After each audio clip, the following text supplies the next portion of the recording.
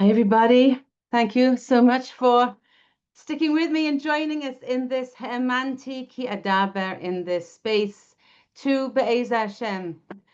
Connect to Emuna, hopefully in a way that is real and positive. Somebody just told me today about a relative of theirs. Hi, great to see you. Thank you for saying hi.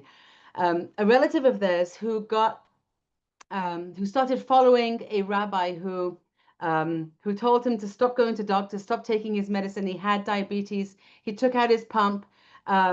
He went from he gained loads and loads and loads and loads of weight and ended up creating irreparable damage to his body because this rabbi told him, just have emunah and don't take medicine. A person has to be on a very, very high level to be able to tell somebody else not to take medicine. I would never do that. It's definitely not something I would ever do. And we have to be really careful when it comes to emuna, that there's a healthy balance, and that we don't chas v'shalom endanger anybody. And this is one of the reasons why. I mean, I don't know if that's one of the reasons why, but it is true that the Brisker Rav, he was constantly checking himself. He was constantly looking inward, introspecting, and asking himself what level of emunah was he really on. Because only if a person is in tune with really who they are and can access the truth of their emunah, can they get a kind of siyata d'shmaya that is commensurate with their level of emunah. If we think we're on a level of emunah that we're not really, and we peg ourselves, and this is what I saw so much of it throughout the years of teaching emunah b'tachon, of people who thought that they should be on a different level of emunah, or because they wanted to be on a certain level of emunah, they thought that simply wanting it made that true, without realizing that emunah is a process. Emunah is a levels upon levels of internalization. And so when we don't realize that there's actually a feeling, that it's actually a reality of where I am in emunah that makes a difference, then it's hefkevel. Then it's just then it's a free for all, and that's not what emunah is about. Emunah is a very specific set of experiences of the Rebbeinu Shalom. Emunah is an experience of the Rebbeinu Shalom. And the Torah teaches us. In the last few parshas, we had where Moshe Rabbeinu actually did what the Torah calls an avera. Rav Shimon Spitzer says that there was a story with one of the Ger Rebbes, and I forget exactly which other Rebbe he said, but they were talking about the parshas are not so much, they're not so geschmack.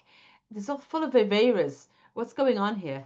The Torah is teaching us something, that when Moshe Rabbeinu struck the rock, it was for Moshe Rabbeinu, it was a tiny fault in his faith, on the level of somebody that was so high that we can barely imagine. I can't imagine the level that Moshe Rabbeinu was on, where he went to heaven and didn't have to eat for 40 days and 40 nights.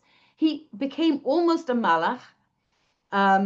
What could we understand of the level of Moshe Rabbeinu? We can't understand anything about it.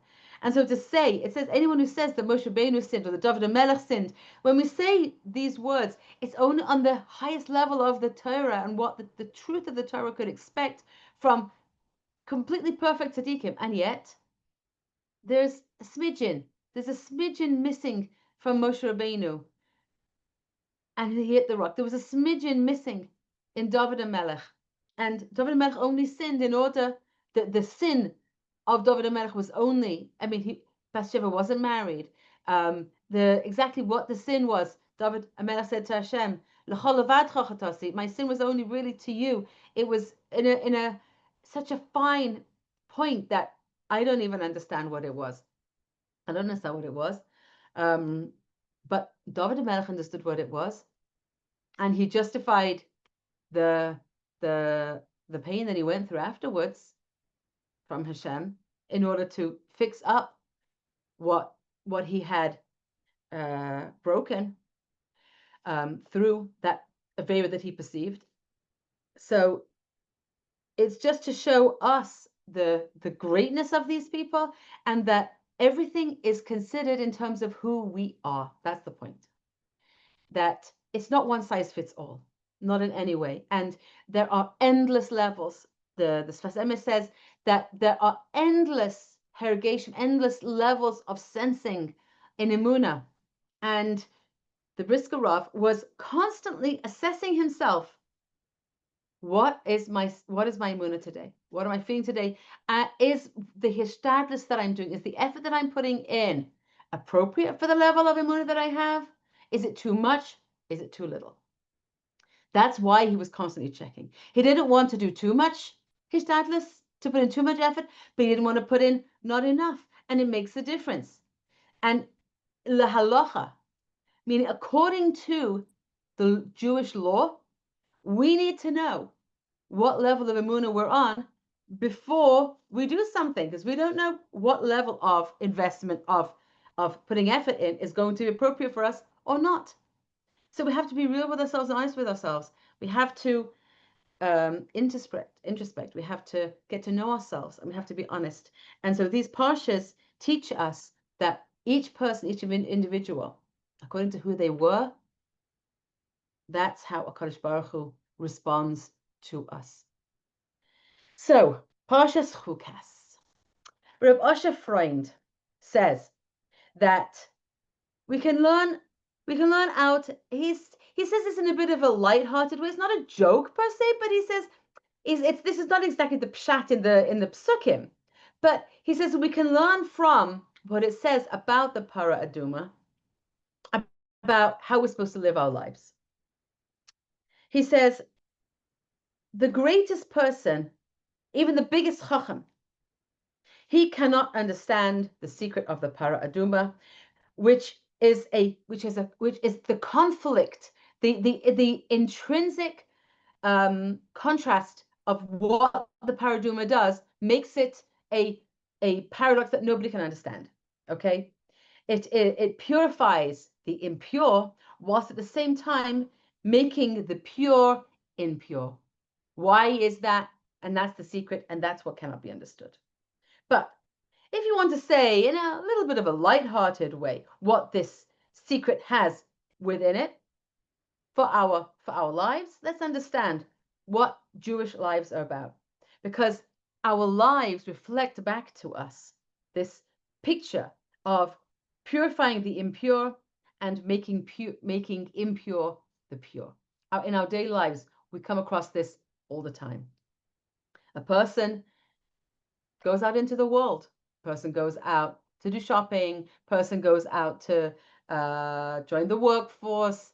A person acts in their professional capacity. A person does whatever they need to do, interacting with the world in all of the different ways, whether it's for parnasa, whether it's in educating our children, whether it's in running our homes and keeping our household going. We have to interact. If the Eishes Chayil, from the known piyut that is said in homes on Friday night, the Eishes Chayil is very involved in the world because she has to be. He has to leave the secure environment of his parents' home as he grows up, and he has to go out into the world. And then he meets a throbbing marketplace, okay, with a reality that is totally different from the protected environment of the Beis Yaakov, of the Cheder system, of the yeshivas, of the seminar, of the protected Jewish home. And he has to find his way in this Wild West world. And here he falls into a world where people are trying to take advantage of him, where people are trying to steal, where people are lying, where people speak words of lashon hara and litzanis and fighting. Wherever he turns, in every corner, he is going to come face to face with every different kind of nisayon, that exists in the world, all of the purity of his soul is going to be sorely tested wherever he goes in the world. A person, even if a person just goes to have a baby, and you find yourself in the world of the hospital, whatever's going on over there, and all of the politics and all of the different kinds of people that are over there. A person goes to the bank and you see whatever's going on over there. You can't avoid seeing and being involved in whatever's going on in this world. Okay, this is the reality, is that against our will we are thrust into the world, and then we have an opportunity. Are we going to use our interactions with the world to bring us down, or are we going to use these interactions in this world to lift us up? And this is our lives. Our lives are not the moments where we're hiding away in our homes pretending the world doesn't exist. That's not real life. Real life is how we interact with the boss, with the employees, with the professionals that we hire, with clients, with the cleaning help, with people wherever we go, people in the street, people waiting in the elevator. This is life. How do we react? How do we interact? If a person is strong in his spirit and doesn't lose his senses to everything that he sees and hears all around him, if he knows that all of the reality that surrounds him is only a test, it's all a test. It's a bitter test, but it's there to purify him. It's a test that comes to purify him. This is the taher tameim. We start off, let's say, not so pure, an admixture of all the different things that are in potential. And then through the process of interacting with the world, we can become pure through choosing to move away from all of the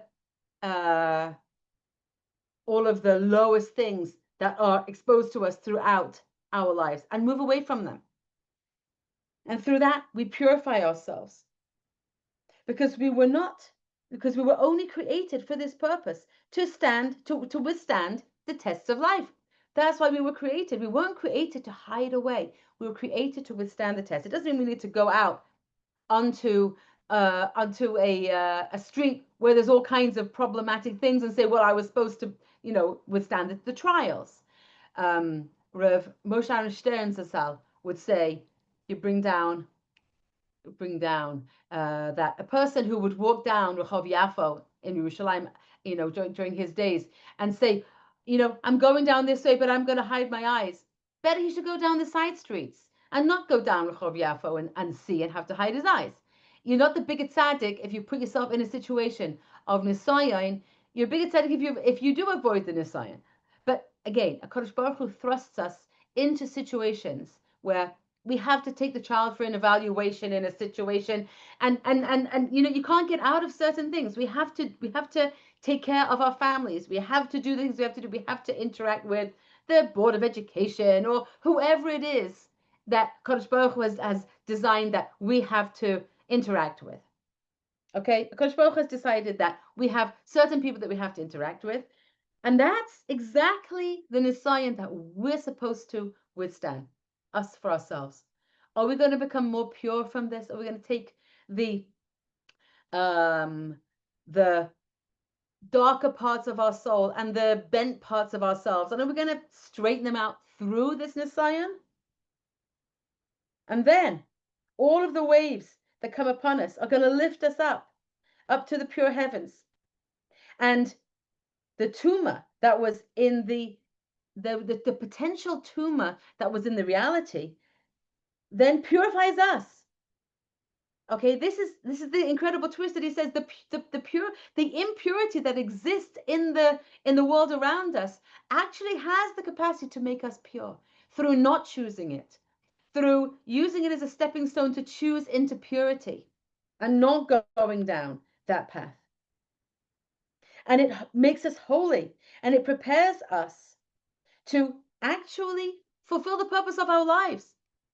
So in that sense, the impurity of the world becomes the stepping stone for us to achieve the holiness for which we were created. But if he's weak in his spirit and he loses his footing to all of the different sights and sounds that surround him that are not pure, then he falls down, and these waves of trials overwhelm him and they draw him down. Chas v'shalom. But that's not the end of the story. Our life isn't only just nisyonis. It's not only made of these kind of trials that bring a person down and make him, with chas v'shalom, lose his world, or that lift him up and purify and holy him and make him holy. That even, listen very carefully, because it's so encouraging. We have to really hear these things over and over and over again. Rabbi Asher Freund says, even the holiest, most pure person on the highest possible level can just all of a sudden get metame. He can become impure at the hands of the tumor in the world. The tumor in the world is very, very strong. It grabs onto us. And even the most holy, pure person can get pulled down by the tumor in the world. And if he doesn't stand up against that particular trial that came along at that particular time, and he stumbles and he falls, then he becomes tummy, then he becomes impure. He then can become purified again if he will stand up again. As it says in the Sefer Yereim, it talks about teshuvat hamishkal, the concept of how to do teshuva when a person has fallen in a certain kind of situation. Teshuvat hamishkal is a concept brought down in the Sefer Yereim, meaning in the books that talk about Yiras Shamayim and Avos and how to do teshuva. So this is the highest level of tshuva. The highest level of tshuva is when a person does, let's say, a tshuva that is weighted against the avera. It's an equal and opposite tshuva against the avera that was done. And this is the highest level of tshuva. How does this work?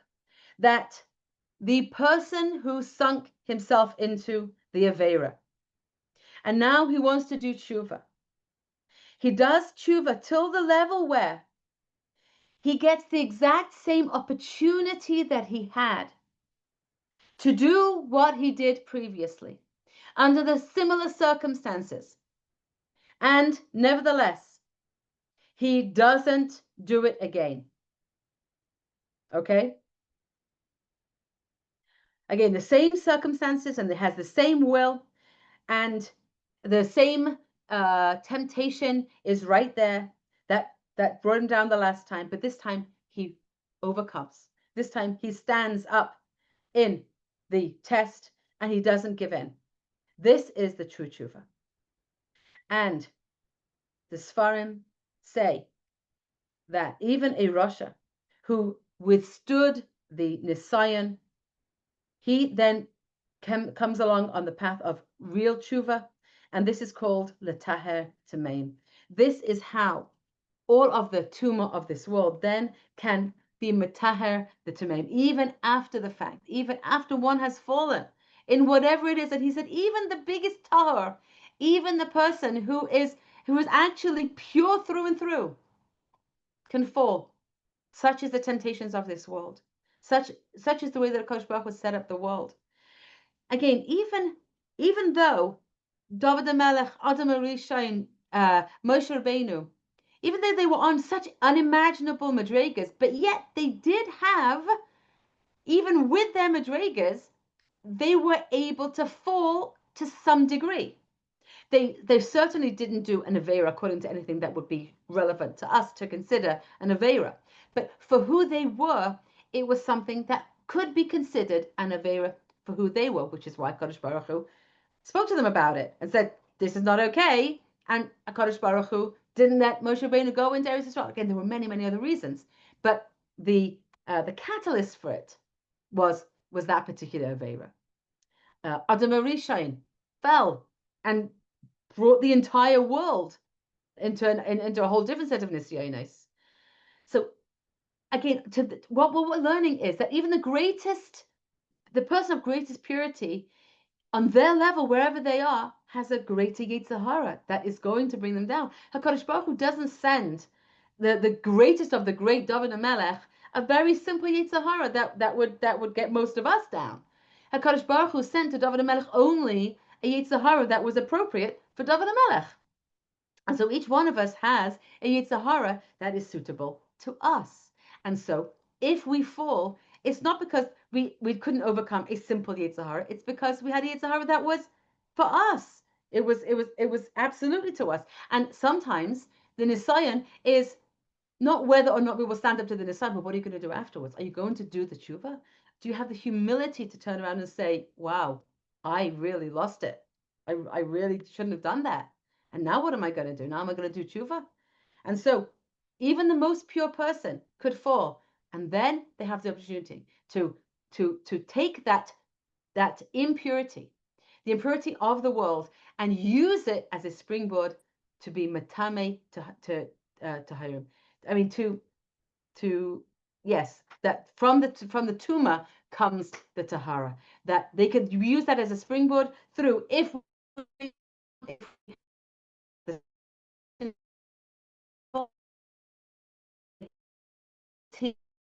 even though Hashem is still, but I'm not doing it again. I'm going away from that. I'm going to let myself do it again. And that's considered the highest level of tshuva. 1 year in Tammuz, on Rosh Chodesh Tammuz, the daughters of Rab Asher were sitting with him, and they started talking about Rosh Chodesh, and they noticed in the middle of the conversation, somehow they ended up talking about tshuva. And they paid attention to that. And the next year, Rosh Chodesh Tammuz, again, Rab Asher began to talk, and the conversation was turned to Teshuvah. And they began to notice that every Rosh Chodesh Tammuz was when Rab Asher began to speak about Teshuvah. Tammuz is Rashi Tevis, Zmane, Teshuvah, Mamarim, Ubayim. The times of Teshuvah are on the way. They're speeding towards us. It's time to start planning for how we're going to do Teshuvah. And understanding Teshuvah is the key to understanding all of the next few months that are going to be coming upon us. We have Tammuz, Av, Elul, Tishrei. Okay, this whole it's more than a quarter of a year. Okay, 4 months of the year are from according to the Torah of Asher are meant for preparing for Teshuvah. If even the greatest tahor, the greatest pure, the most pure person that exists, could fall from their level and be entrapped because Hashem has given them a Yetzer Hara commensurate with how great they are. And then Rab Asher says, and then they can use the tumor of the world to be tahor again. They can use whatever exists there and elevate it. We actually get to elevate the tumor by not choosing it. We get to elevate the tumor in the world by becoming more tahor through it. Even if we fell in it once, we elevate it through choosing out of it.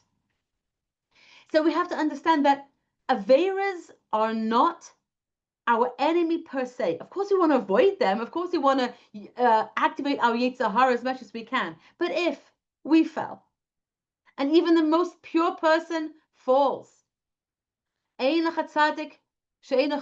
no tzaddik in the world that never did an Avera on their level. Okay, whatever's considered for them, their level. So every one of us has to own up to the fact that we've done something. If we live with the perception that I can't own up to what I've done, because if I own up that I've done something bad, then I'm bad and I'm tainted and there's no way out of it. That's the black and white thinking that living with immature people or growing up with immature people can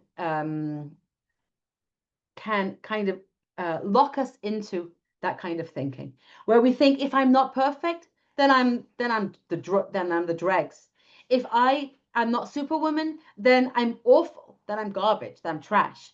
If I can't do everything perfectly, then then what's the point of me being here, because I'm just the worst. And so many of us may not even realize just how deeply we buy into this black and white kind of thinking. Black and white kind of thinking has no place for tshuva, because we may have experienced as a child, if you didn't get it right, you were gone.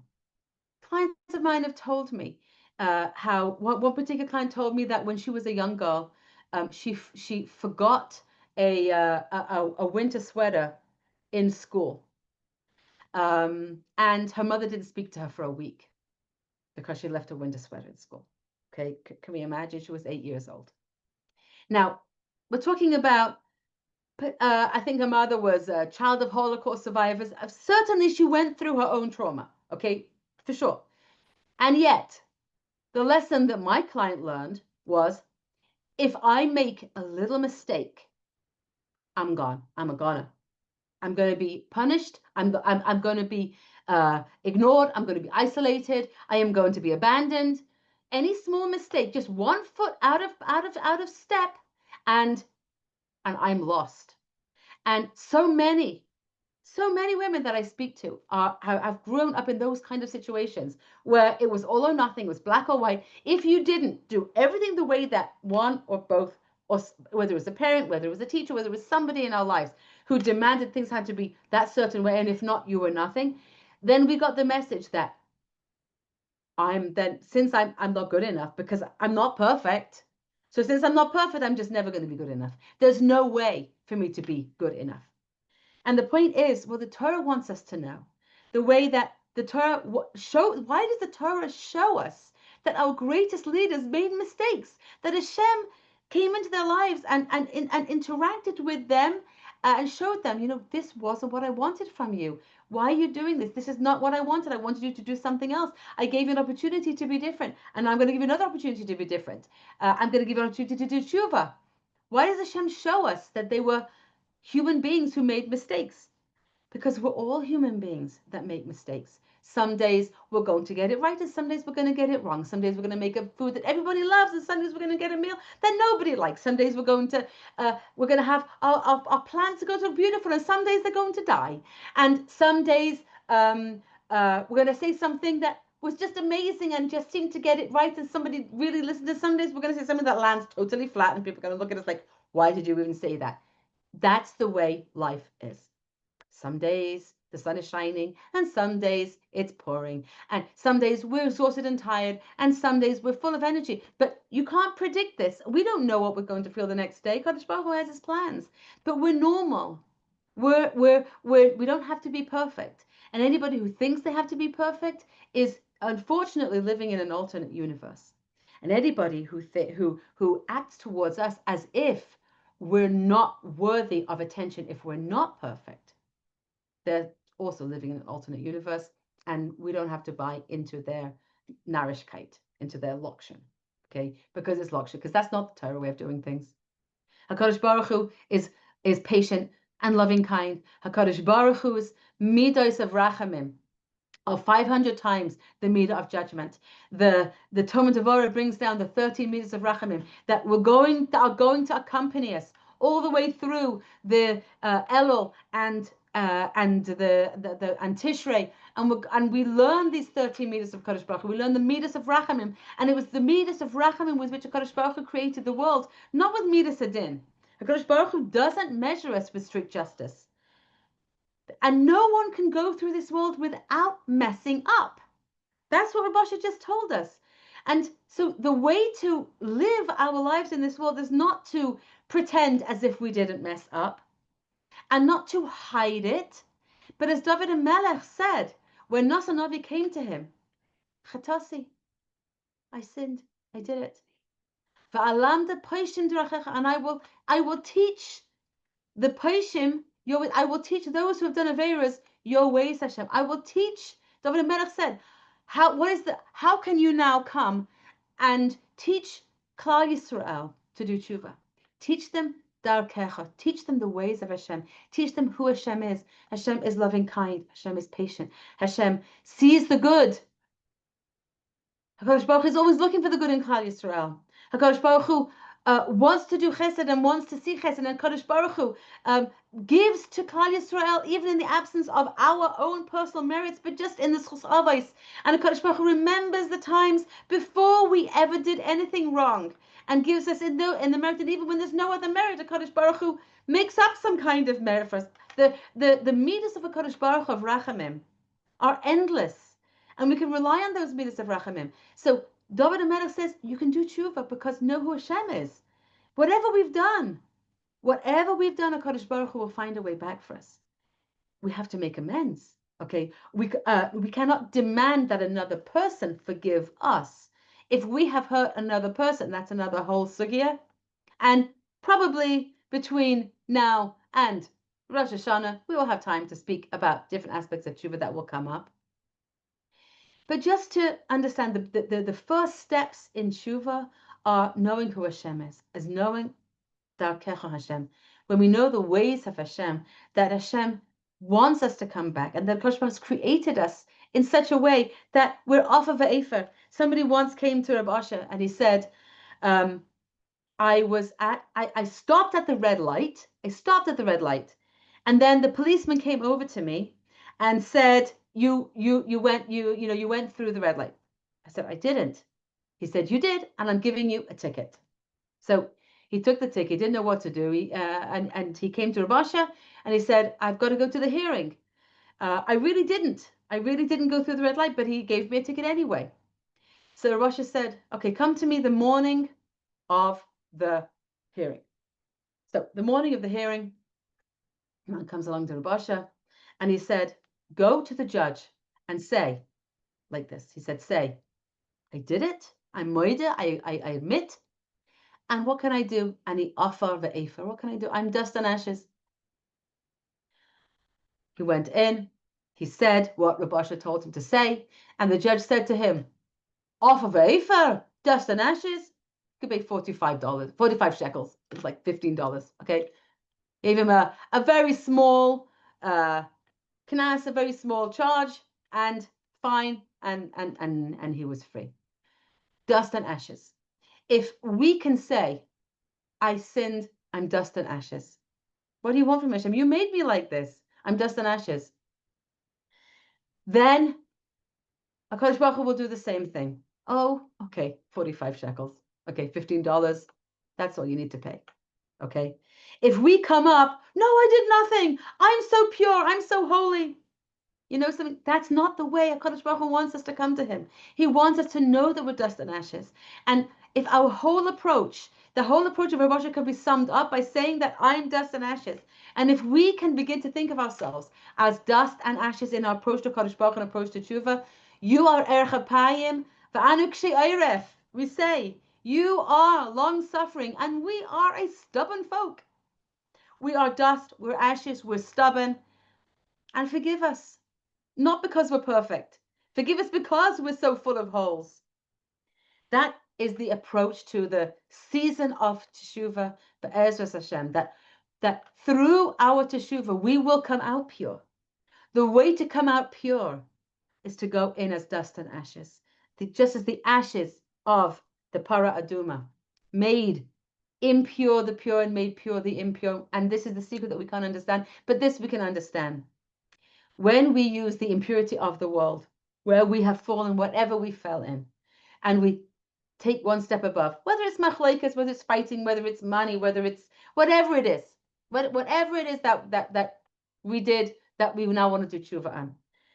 We now step above it. Tshuva samishkal means I'm maybe in the same situation again. I'm not going to do it. I'm going to stand above it. I then have purified. I've now purified myself, and I've used the whole element, all of that world that was impure. I have elevated it because it became part of my teshuvah. And it all becomes part of what helps a yid become closer to Kadosh Baruch Hu, and we become pure from the impure. And that's one lesson that we can take away from the Para Aduma. I want to thank everybody for coming. And I would love to hear from anybody that wants to unmute and share something, or if you want to type it in the chat and I will share it. This is your time. Lovely to see you all. Thank you so much for being here. Anybody want to speak up or say anything? Just want to Sing say thank you again. yes. Okay. Lovely to see you. Thank you so much. Thank you, thank you, thank you to everybody that's here. Lovely to see your name showing up and your faces that were showing up. Wishing everybody a beautiful week, a week where we have more and more peace for Klal Yisrael in the land that Kodesh Baruch Hu has promised to us and protects us. More and more peace for Klal Yisrael throughout the Galus, wherever we are, and Beis Hashem, where we'll just be zoicha to more miracles, berachamim. Thank you, everybody.